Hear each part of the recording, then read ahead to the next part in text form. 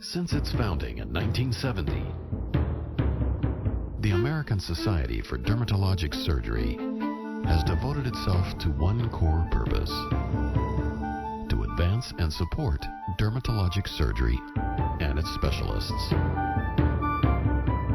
The Society has been led by innovative and visionary dermatologic surgeons. It's been quite a journey since the ASDS was born in the 1970s. Almost 40 years ago, an innovative and pioneering group of dermatologists interested in learning and teaching skin surgery founded the American Society of Dermatologic Surgery. Since then, we've evolved into a dynamic and evolving organization, almost 4,000 strong, leading the cutting edge of dermatologic surgery. It's been exciting being a part of it. Come explore with me the history of the ASDS. On December 5th, 1970, at the Palmer House Hotel in Chicago, 29 dermatologic surgeons convened for the first unofficial meeting of the ASDS. This was a bold move for a specialty that other doctors dismissed as being like beauty, only skin deep. The early years of the ASDS, we were truly pioneers. A lot of people didn't believe as dermatologists we should be doing surgery. In fact, even at my own department in dermatology at New York University Medical Center, the doctors used to go, shame, shame, shame. We're not surgeons and we should stick to medical dermatology. They were outraged and tried to get me expelled from the department and also from the American Academy of Dermatology.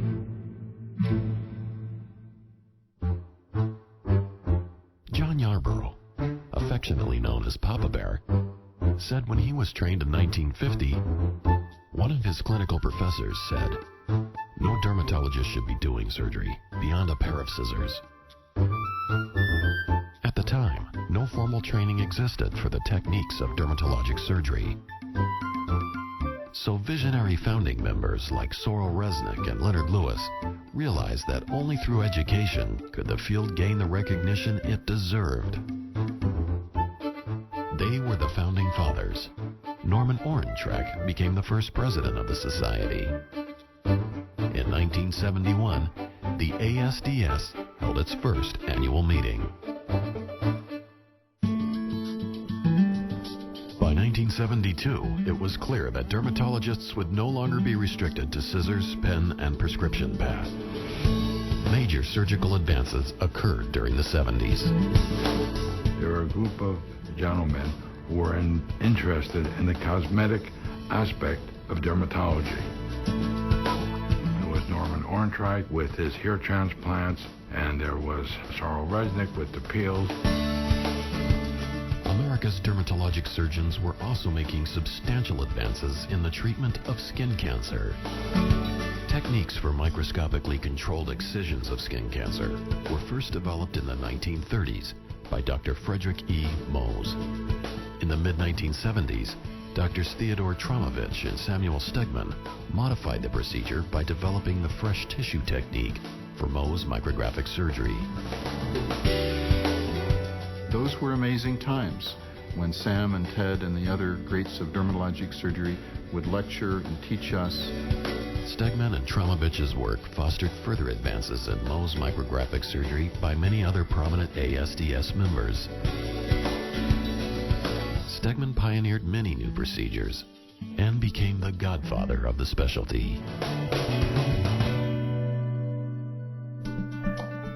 By far, the greatest accomplishment in 1975 was the founding of the Journal of Dermatologic Surgery by Drs. Perry Robbins and George Popkin.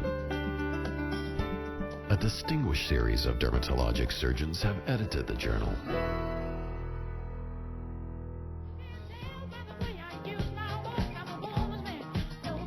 Membership had soared to more than 900 by 1981. The disco era of the 70s gave way to the pop culture of the 80s. Meanwhile, ASDS members were having fun and making major advances in surgery.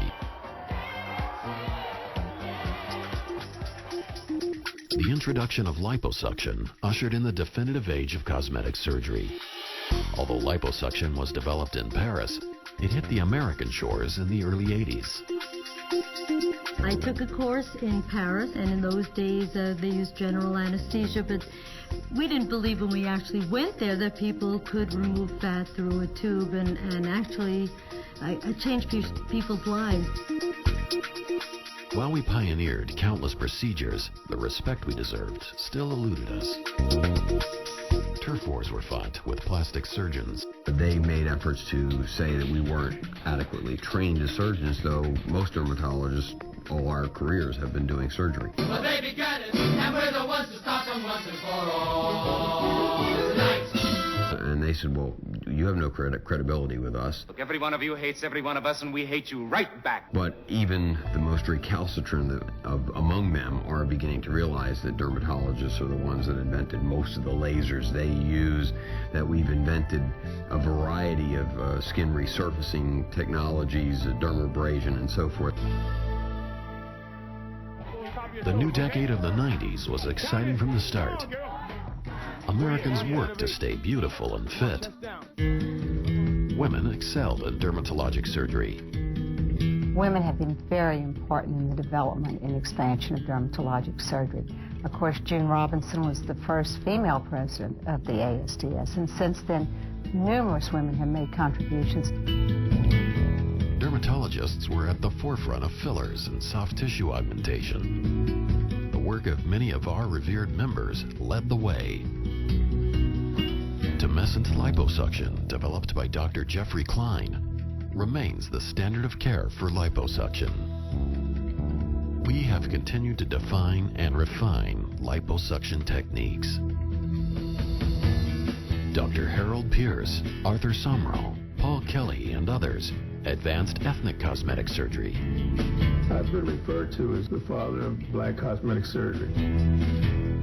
The seminal work of Dr. Leon Goldman and Rox Anderson changed the course of laser therapy globally. Many of our colleagues have further advanced laser therapy for hair removal, resurfacing, and tissue tightening. Botulinum toxin, pioneered by Dr. Alistair and Jean Carruthers, has become the #1 cosmetic procedure in the United States. Dr. Arnold Klein, Frederick Brandt, and others have taught Botox techniques to millions. We have transformed vein surgery into a standard office surgical technique. Dr. Duffy, Fitzpatrick, Goldman, Weiss, and others have led the way in the use of sclerosing agents, lasers, and visible light sources to destroy leg veins. In the new millennium, the Society's membership swelled to 4,600 by 2005, a growth fueled by ASDS support of postgraduate training and residency programs. As the Society prospered in many arenas, members still managed to have a great time. Among the highlights of my presidency was the hiring of Kathy Svedman as executive director, which in turn sparked the real beginning of the non-physician practice of medicine safety campaign for patients. You can't have someone on a street corner just opening up a medical practice without training. People are going to get hurt. The ASDS supports a successful cutting-edge research grant program, and the Society Scores program for victims of domestic violence has flourished. So I think the horizon is magnificent, and I'm sorry I won't be around to see the next 50 years. My vision for the future of ASDS is that this organization is going to just keep on getting better and better and better. With a full quarter-century of history, achievement, and excellence behind it, the American Society for Dermatologic Surgery stands poised and ready to move forward into its next 25 years and beyond.